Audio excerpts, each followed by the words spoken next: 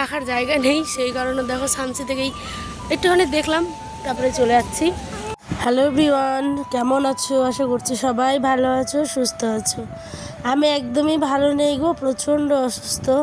তাই গতকালকে ব্লগ দিতে পারিনি, তখন ভাবলাম তো চলো আস্তে আস্তে করে শেয়ার করি আজকে আমার বাবার বাড়ি যাওয়ার যাত্রাটা কেমন ছিল। জানো, আমার বাবার বাড়ির এই রাস্তাটা দেখলেই কত স্মৃতির কথা মনে পড়ে। সেই ছোটোবেলা, সেই আনন্দ, খেলাধুলা, কত কিছু এই রাস্তাটার সাথে জড়িয়ে, কতই না স্মৃতি, তাই না? এখনও সেই মাটির বাড়িগুলো কিন্তু পাল্টায়নি। দেখতেই পাচ্ছ মাটির চাল, যেটা এখন কোথাও আর দেখতেই পাওয়া যায় না। কিন্তু আমাদের বাড়ির এখানে কিন্তু মাটির চালটা এখনও দেখতে পাওয়া যায়। ক্রমশ যতই আসছি এগিয়ে বাবার বাড়ির দিকে আর কি, ততই বুকের ভিতর যেন একটা অন্যরকমের আনন্দ। মনে হচ্ছে কখন দরজায় গিয়ে পৌঁছাবো আর গিয়ে মাকে গিয়ে জড়িয়ে ধরবো। এর মধ্যে একটা অন্য রকমের শান্তি। শুধু যারা দূর থেকে আসে বাপের বাড়ি, তা সেই মেয়েরাই বুঝে যে কত আনন্দ। এই যে বলতে বলতে কাকুর বাড়ি এটা আমার, আর তারপরে এটাই হচ্ছে আমার বাবার বাড়ি। এসেই আমার ছেলের কাণ্ড দেখো, কি করছে আয়ান ও নানুর বাড়ি এসে।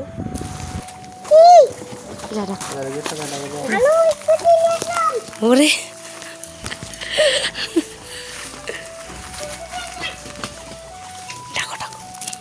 ও মা, আমি চমকে উঠেছি। বলছে নানু স্কুটি নিয়ে আসলাম। কই নানু? ও ভয় করছে। খুলো। আসসালামু আলাইকুম। বলো। চলে আসলি? দেখো রে কেমনি হেঁটে হেঁটে যাচ্ছে, দেখো একটু। যাও।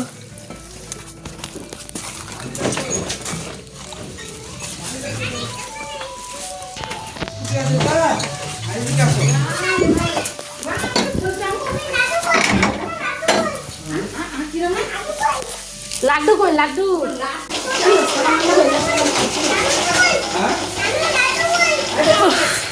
আচ্ছা, অনেক কেজি। এই লাড্ডু এখনই খেয়ে আসলো ভাই। নাই মিষ্টি আছে, ঠান্ডা আছে, জুস আছে, জুস খাবে না? ওই লাড্ডু এখনই খেয়ে আসলো। লাড্ডু খেলো, তারপরে খেলো মিষ্টি আঙ্গুর। হ্যাঁ, লাড্ডু আছে, লাড্ডু আছে। লুকাও, চাইবে সবটি খাই নেবে, এক পলকে সবটি খাই নেবে। হ্যাঁ, তো চিনো একেবারে খাই নেবে। ওই আরো গরম লাগে ভাই, জামাটা খুলে লাগে। হ্যাঁ, খুলে দেবো তো জামাটা। বাপরে বাপরে বাপরে।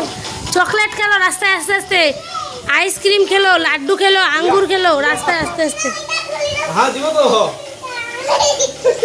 এবার ওর মনটা বললো রে বাপ। হ্যাঁ, ও এখন ওর মনে পড়লো। আল্লাহ, এই নানুকে বলতে হয়। হ্যাঁ। তোর মাছ ওই আস্তে আস্তে বলছে পাঁচি মাসি যাবো, পাঁচি যাবো, পাঁচি। ইস, ভেবে দিচ্ছিস না ভাই? হ্যাঁ, প্যান্টটা খুলে দেবে, এটা স্নান করাই দেবো। এটা খুল, এটা খুল। হ্যাঁ, দিব তো। নানা নানির একমাত্র নাতি বলে কথা, আনন্দটা যেন দ্বিগুণী। যেতে যেতেই মা দিল শরবত ঠান্ডা, আর তার নাতিকে দিল চকলেট, সাথে চিপস, কত কিছু।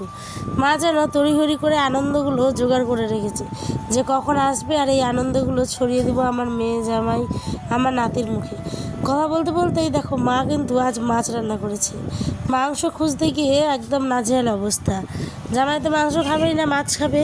আর আমাদের মেয়ে আর তার নাতির জন্য মাংস খুঁজতে গিয়ে বাবার হয়েছে আরেক ঝামেলা। যেহেতু হঠাৎ করেই বাবার বাড়ি যাওয়া, তাই সিদ্ধান্ত নিয়েছি চটপট করে সকালের দিকেই, তোমরা গত ব্লগে দেখেছই তো, মা এখানে করেছে মেশালি একটা তরকারি বড়ি দিয়ে, সাথে মাছের ঝোল, চাল কুমড়ো ভাজা, পটল ভাজা, পাঁপড় ভাজা, লেবু, এ সমস্ত কিছুই ছিল আজকে দুপুরের খাবারে।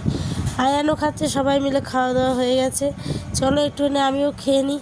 আমার আজ প্রচণ্ড শরীর খারাপ।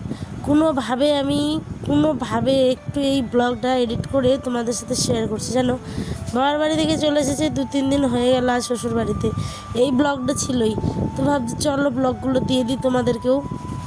আর এখানে জামাইকে দিচ্ছে হচ্ছে খেতে দই। জামা কী খাবে দেখো, আমার ছেলে নিয়েই বসে গেছে টক দই খেতে। এবার মা আবার তুলে দিচ্ছে তার জামাইকে। আসলে মা সবসময় চায় যে কী করলে তার জামাইয়ের আর কি বেশ আদর আপ্যায়ন হবে, সবসময় চেষ্টা করে ওইটাই। এদিকে আমি বলছি কেমন আছে দইটা, আর বলছে খুব টক। তার মধ্যে টক দই তো টক হবেই, তাই না? বিকেলবেলা ছাদে উঠলাম, দেখছি সমস্ত গাছগুলো মানে জঙ্গলগুলো বাবা মরে গেছে আর কি। আর এইখানে সবেদা ধরেছে ছোট ছোট। আয়া নেওয়ার জন্য খুব বায়না করছিল বলে ওকেও নিয়ে দিলাম। বাবার বাড়ি গিয়ে এই যে কি খাও কি খাবে জানি না, ভালো মন্দ খাও কিংবা লবণ ভাত খাও, কিন্তু এই যে একটা আনন্দ সেটাই কিন্তু অনেকটা মাইনে রাখে আমাদের জীবনে, তাই না বলো?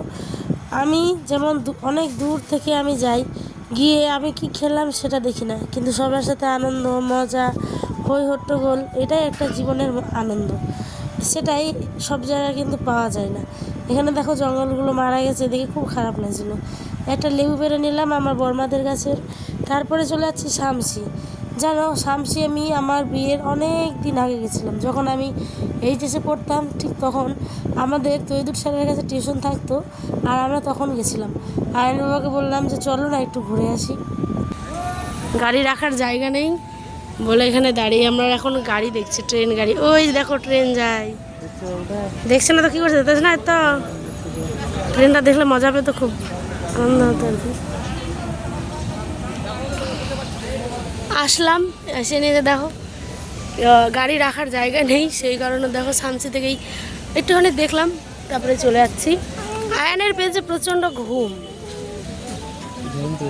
ওর ঘুম পেলে তো হবে না, সারাদিন ওই কেন ঘুমায়নি, ওকে কতবার ঘুমাতে বললাম দুপুরে। শামসিটা আসলাম, চলো ট্রেনটা তো দেখলে, ট্রেন দেখলে তো। এই যে 12 পাস হয়েছি, তারপরে তো আমি ফার্স্ট ইয়ারে ভর্তি হয়ে গেলাম।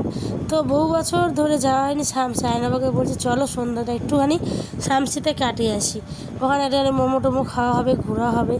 স্টেশনের ভিতরে ঢুকতে চাইছিলাম বাট ঢোকাই হলো না। শামসিটা আগের থেকে কত উন্নত হয়েছে, তাই না? অনেক শপিং মল রয়েছে, সাথে অনেক দোকান পাশে, যেন চিনতেই পারছি না সেই শামসি এখন আর নেই।